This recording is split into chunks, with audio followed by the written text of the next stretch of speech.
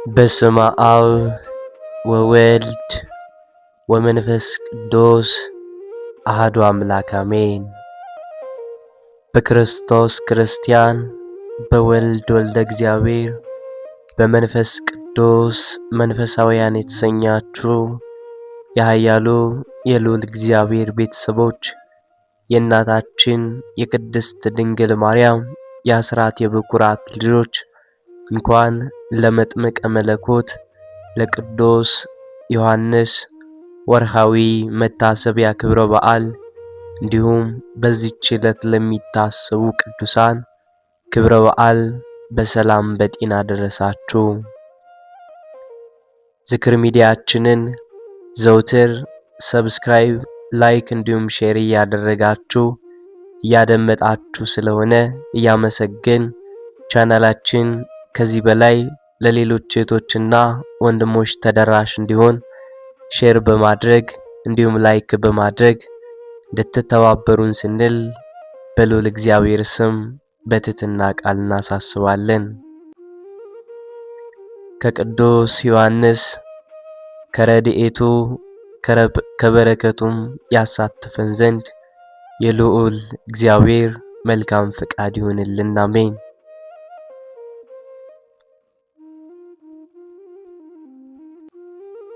ከዚህ በመቀጠል የቅዱስ ዮሐንስ መጥምቅ ገድሉን የሕይወት ታሪኩን እንዲህ በማለት እንናገራለን።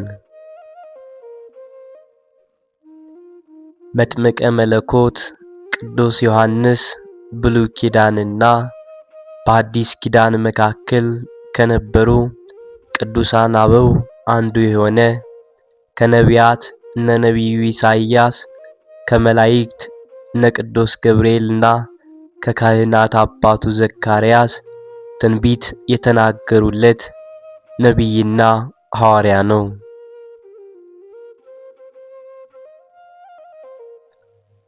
ገናም ከሕፃንነቱ ጀምሮ ቅኑት እንደ በሬ ጽሙድ እንደ ገበሬም ሆኖ እግዚአብሔርን እያገለገለ በፍጹም ልቡ ዓለምን የናቀ ከተድላዋና ከደስታዋም የተለየ አምላክን ለማጥመቅ የታደለ ሐዋርያ ነው። መምህርም ሰማያዊት ባሕታዊ ነቢይም ጻድቅ ነው። በዚህች አስተምሮም ትረካ የመጥምቀ መለኮት ቅዱስ ዮሐንስ ሕይወቱን፣ ትምህርቱን፣ አገልግሎትንና ሰማዕትነቱን እንናገራለን፣ እንመሰክራለን።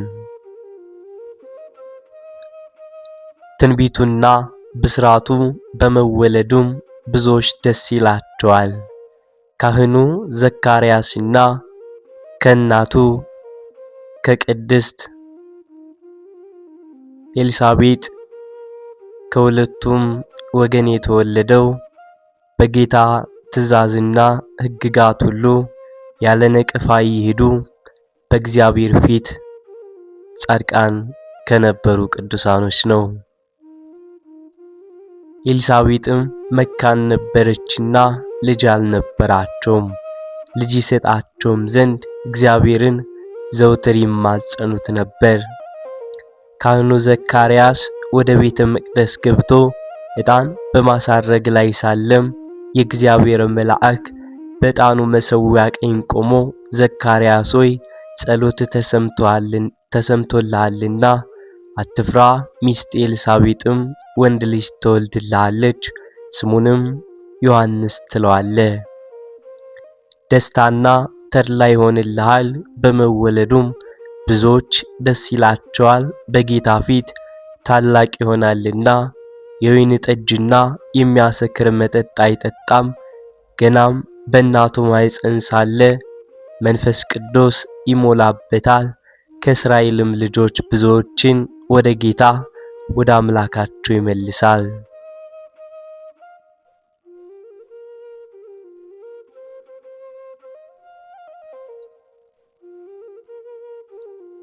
እርሱም የተዘጋጁትን ሕዝብ ለጌታ እንዲያሰናዳ የአባቶቻችን ልብ ወደ ልጆች የማይታዘዙትንም ወደ ጻድቃን ጥበብ ይመልስ ዘንድ በኤልያስ መንፈስና ኃይል በፊቱ ይሄዳል ብሎ አበሰረው።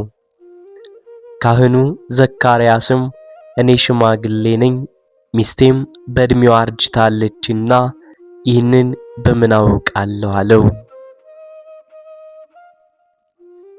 መልአኩም እኔ በእግዚአብሔር ፊት የምቆመው ገብርኤል ነኝ፣ እንድናገርህም ይችን የምስራች እንድሰብክልህ ተልኬ ነበር። እነሆም በጊዜው የሚፈጸመውን ቃሌን ስላላመንክ ይህንን ነገር እስከሚፈጸም ድረስ ዲዳ ትሆናለህ፣ መናገርም አትችልም አለው።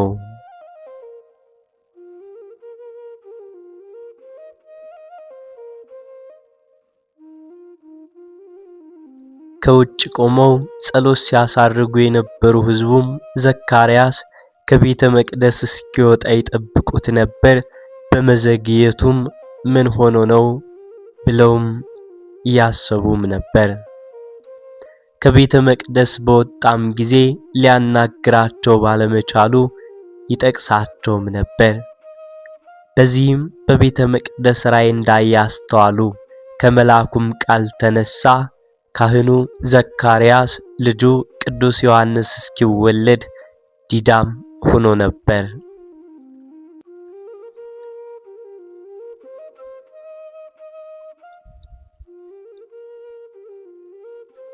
የማገልገሉም ወራት ሲፈጸምም ወደ ቤቱ ሄደ።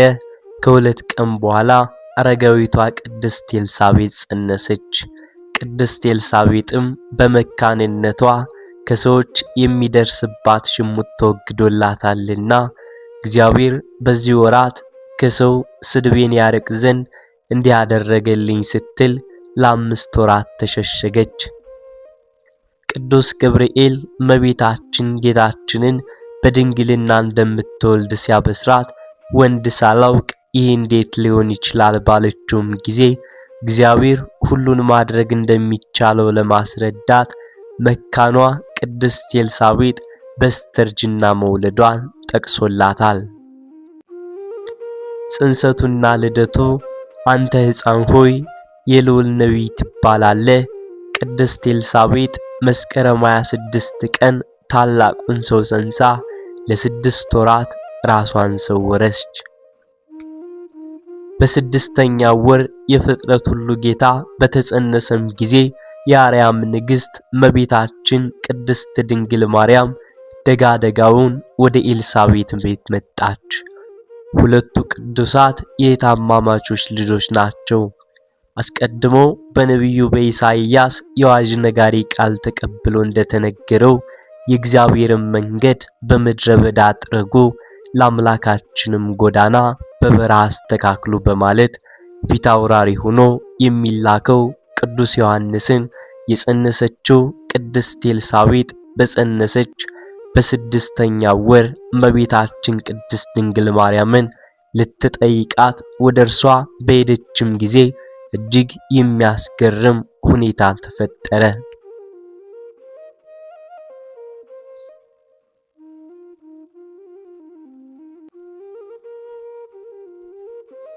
ይሄውም ቅዱስ ዮሐንስ በማህፀን ውስጥ ሆኖ ለድንግል ማርያምና በማህፀኗ ላለው ለዓለም መድኃኒት ለጌታችን ለመድኃኒታችን ለኢየሱስ ክርስቶስ መስገዱ ነው። ቅድስት ኤልሳቤጥም ድምጿን ከፍ አድርጋ አንቺ ከሴቶች መካከል የተባረክሽ ነሽ፣ የማኅፀንሽም ፍሬ የተባረከ ነው፣ የጌታዬ እናት ወደኔ ትመጣ ዘንድ እንዴት ይሆንልኛል? እነሆ የሰላምታሽ ድምጽ በሰማሁ ጊዜ ጽንሱ በማኅፀኔ በደስታ ዘሏልና ከጌታም የተነገረላት ቃል እንደሚፈጸምላት ያመነች ብፅዕት ናት በማለት እመቤታችን ቅድስት ድንግል ማርያምን አመስግናታለች። የመወለጃዋ ቀንም ሲደርስ ሰኔ 30 ቀን ንዑድ ክቡር የሆነው መጥምቀ መለኮት ቅዱስ ዮሐንስ ተወለደ። ዘመዶቹ የሕፃኑም ስም በአባቱ መጠሪያ ዘካርያስ ሊሉት ቢወዱም እናቱ ግን ዮሐንስ ይባላለች።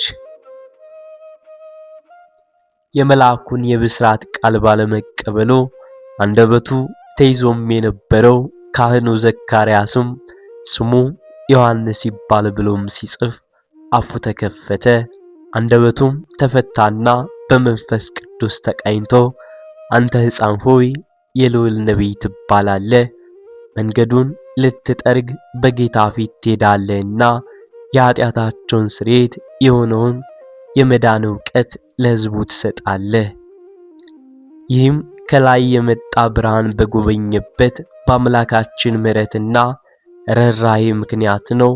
ብርሃኑም በጨለማና በብርሃን በጥላ ሞት ተቀምጠው ላሉት ያበራል፣ እግሮቻችንም በሰላም መንገድ ያቀናል ብሎ ስለ ቅዱስ ዮሐንስ ነቢይነትና አጥማቂነት እንደዚሁም የክርስቶስን የማዳን ትምህርት እንደሚያበስር አስቀድሞ ትንቢት ተናገረ።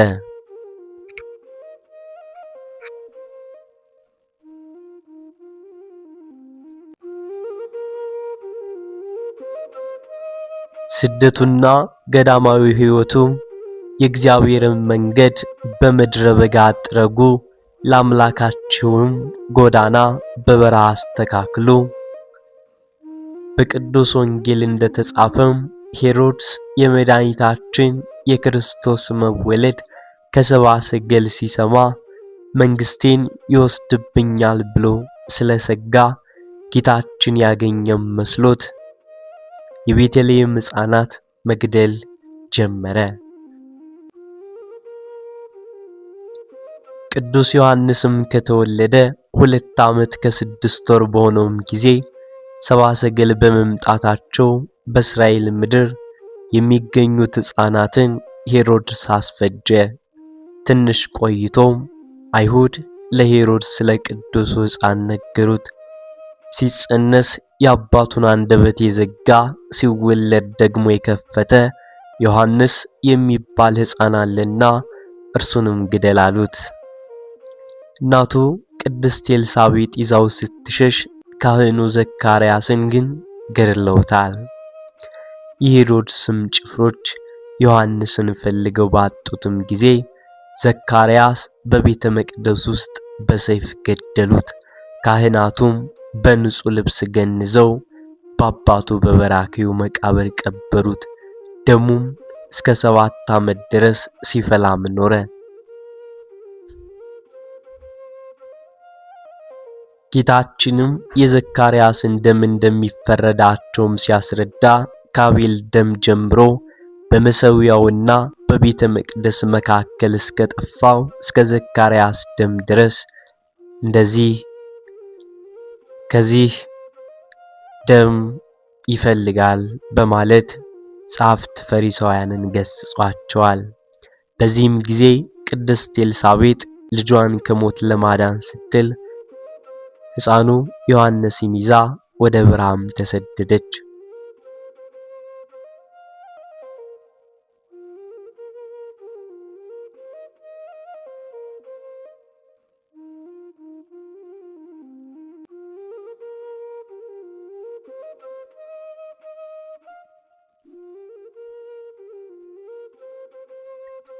በበረሃም ድንጋይ ቤት ሆነላቸው።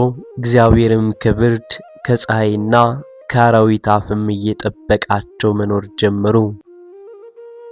ወደ በረሃም ሲገቡ ቅዱስ ዮሐንስ የ2 ዓመት ከመንፈቅ ሕፃን ነበር።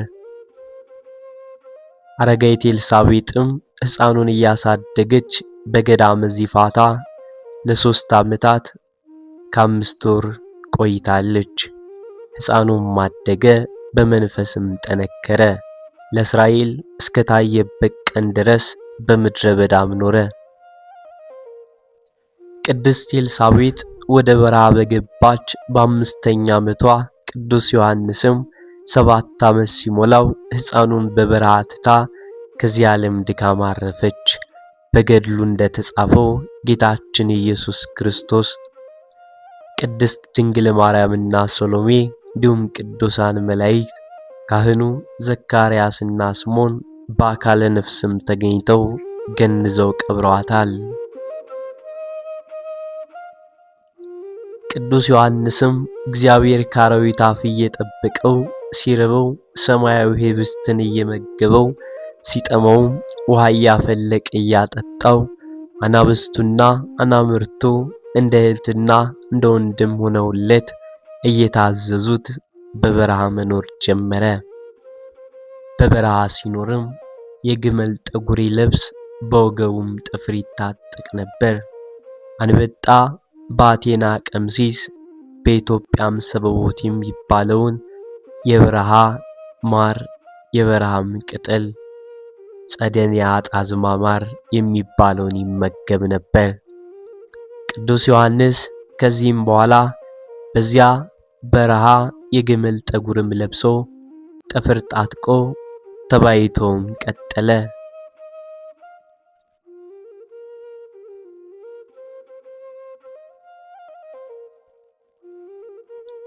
ለ23 ዓመታትም በንጽህና ሲኖር ከምድር አራዊትና ከሰማይ መላእክት በቀር ማንንም አላየም።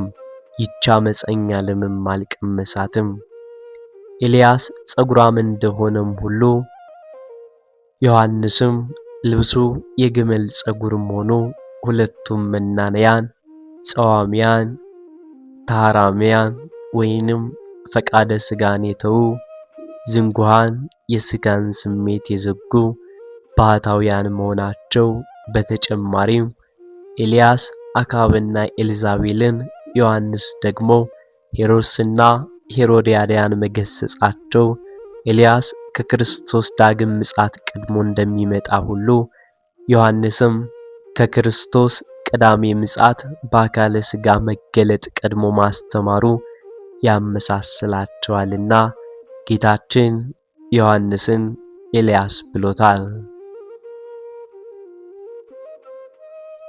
እነርሱም ስለ ዮሐንስ እንደነገራቸው አስተዋሉ ተብሎ እንደተጻፈ ቅዱስ ዮሐንስ በብሕትውናውና በበረሃ በገዳም የኖረ የብሉይና የሐዲስ መሸጋገሪያ የመጨረሻው ነቢይና የመጀመሪያው ሐዋርያ ነው።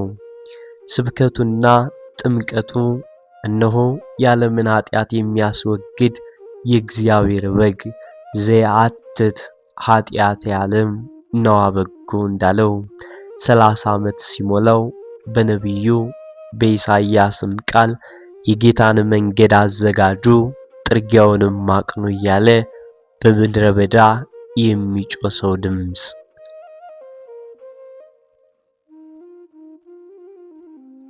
አዘቅቱ ሁሉ ይሙላ፣ ተራራውና ኮረብታውም ሁሉ ዝቅ ይበል፣ ጠማማው ይቅና፣ መንገዱም ቀና ይሁን፣ ሸካራውም መንገድ ትክክል ይሁን፣ ሥጋም የለበሰ ሁሉ የእግዚአብሔርን ማዳን ይይ ተብሎ እንደተነገረ ቅዱስ ዮሐንስ መንግሥተ ሰማያት ቀርባለችና ንስሐ ግቡ እያለ እየሰበከ በዮርዳኖስ ዙሪያ ወዳለው አገር ሁሉ ቃሉን ያሰማ ነበር።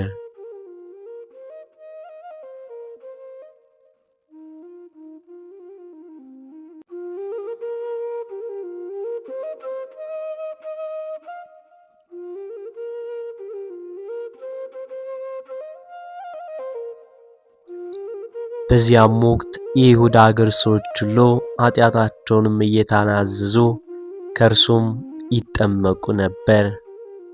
እርሱም እናንተ የእፉኝ ልጆች ከሚመጣው ቁጣ እንድትሸሹ ማን አመለከታችሁ? እንዲህ እያለም ለንስሐ ያበቃቸዋል።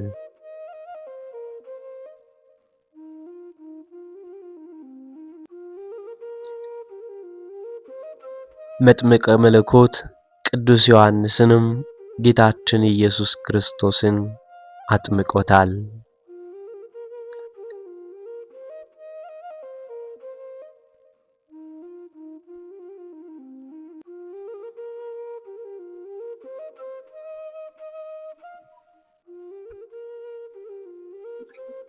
ዮሐንስ ማለትም እግዚአብሔር ጸጋ ነው ማለት ነው። ትርጓሜ ወንጌልም መጥምቀ መለኮት ዮሐንስን ፍስሐ ወሐሴት ተድላና ደስታ ይለዋል። መጥምቀ መለኮት ቅዱስ ዮሐንስ የቅዱሳን ዘካርያሱ ኤልሳቤጥ ልጅ በማፀን ሳለ መንፈስ ቅዱስ የሞላበት በበረሃ ያደገና በገዳማዊ ቅድስና የሚያጌጠ እስራኤልን ለንስሐ ያጠመቀ የጌታችንን መንገድ የጠረገ ጌታውን ያጠመቀና ስለ እውነት አንገቱን የተቆረጠ ታላቅ ሰማዕት ነው። ስለዚህም ቤተክርስቲያን ቅዱስ ዮሐንስን ነቢይ፣ ሐዋርያ፣ ሰማዕት፣ ጻድቅ፣ ካህን፣ ባህታዊ፣ ገዳማዊ፣ መጥምቀ መለኮት፣ ፀሐይ ፍኖት፣ መንገድ ጠራጊ፣ ድንግል ተንከተም፣ የብሉይና የሐዲስ ኪዳን መገናኛ ድልድይ፣ ቃለ ዓዋዲ፣ አዋጅ ነጋሪ፣ መምህር ወመገስጽ ዘያቢም ኩሉ ከሁሉ የሚበልጥ ብላም ታከብረዋለች። ስለ ዮሐንስ የተሰጠ ምስክርነት እርሱ የሚነድና የሚያበራ መብራት ነበረ። መጥምቁ ዮሐንስ በነቢዩ በኢሳይያስ አስቀድሞ ቃለ ዓዋዲ ዘይሰብክ በገዳም በምድረ በዳ የሚያስተምር አዋጅ ነጋሪ ቃል ተብሎ በነቢዩ ኢሳይያስ የተነገረለት ነው። ጌታችንም ምን ልታዩ ወደ ምድረ በዳ ወጣችሁ? ነቢይን? አዎን ይህ ከነቢይም ይበልጣል። እነሆ መንገድህን በፊት የሚጠርግ መልእክተኛዬን በፊትህ እልካለሁ ተብሎ የተጻፈለት እርሱ ነው። ከሴቶች ከተወለዱት መካከል ከመጥምቁ ዮሐንስ የሚበልጥ አልተነሳም። ልትቀበሉትስ ብትወዱ ይመጣ ዘንድ ያለው ኤልያስ ነው። የሚሰማም ጆሮ ያለው ይስማ፣ ዘቦ እዝን ዘይሰሚ እንዳለ መጽሐፍ በማለት የቅዱስ ዮሐንስን ታላቅነት ተናግሯል። ጌታችን በቅዱስ ወንጌሉ ስለ ዮሐንስም ሲናገር ወዝንቱ ውእቱ ማይቶት ዘይሃቱ ወያበር፣ እርሱ የሚነድና የሚያበራ መብራት ነበረ ነው ያለው። ዮሐንስን የሚነድና የሚያበራ ፋና መብራት ብሎም ገለጸው። ይህንን ለጨለማው ዓለም ታላቅ ብርሃን ነበረ። እርሱ ሰማዕትነትን እየተቀበለ እየነደደ ለሌላው አበራ።